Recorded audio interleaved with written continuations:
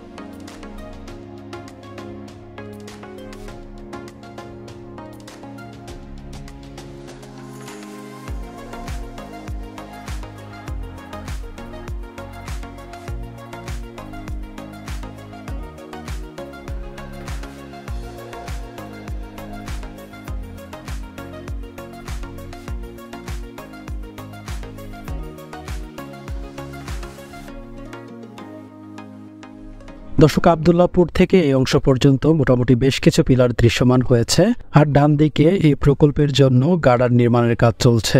দর্শক, সামনে হচ্ছে ধরের মোড়। এই অংশটিতে দেখা যাচ্ছে পিলার নির্মাণ কাজ শেষ করার পরে পিলার ক্যাপ বসানোর কাজগুলো শেষ করা হয়েছে এবং সামনের কিছু অংশে আইগারার উত্তোলন কাজও শুরু করা হয়েছে। ঢাকা আশুলিয়া এলিভেটেড এক্সপ্রেসওয়ের পাশাপাশি তুরাগ নদীর দুই পারে ওয়াকওয়ের নির্মাণ কাজ চলছে। তাছাড়া পুরাতন প্রত্যাশা সেতুটি ভেঙে নতুন করে আধুনিক মানের একটি সেতু নির্মাণ করা হচ্ছে। দর্শক, আমরা এখন প্রত্যাশা সেতুর দিকে চলে যাব। বর্তমানে এই সেতুটি কি অবস্থায় রয়েছে সেটি আপনাদেরকে দেখাবো। আজকে আর আশুলিয়া অংশে যাচ্ছি না, পরবর্তী সময়ে আশুলিয়া অংশের আপডেট দিব ইনশাআল্লাহ।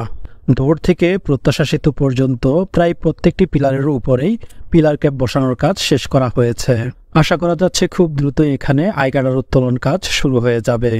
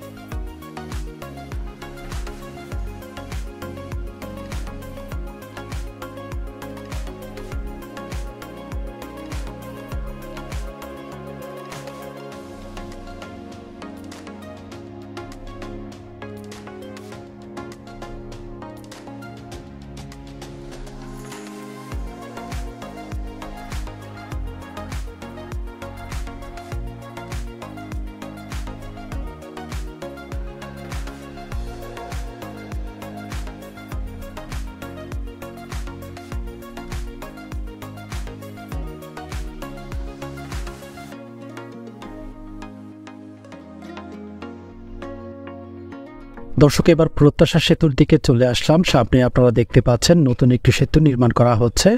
আর দৃষ্টিনন্দন এই সেতুটি নির্মাণ কাজ সম্পূর্ণ হয়ে গেলে তুরাগ নদীর চেহারাটাই পাল্টে যাবে। পুরাতন সেতুর পাশেই নতুন করে এই সেতুটি নির্মাণ করা হচ্ছে। এই সেতুটির নির্মাণ কাজ সম্পূর্ণ হয়ে গেলে উত্তরা টঙ্গীর এই অংশের মানুষদের ভোগান্তি অনেকটাই কমে আসবে।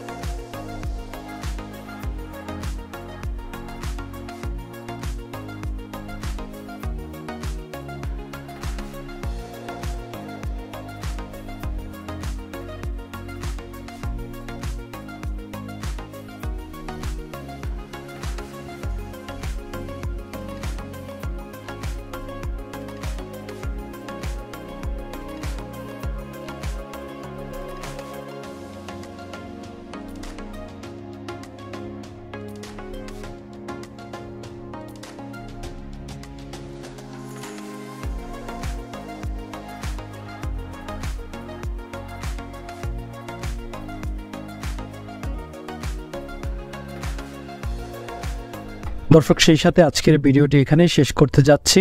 দেখা হচ্ছে আবারও নতুন কোনো আপডেট ভিডিও নিয়ে, ইনশাআল্লাহ।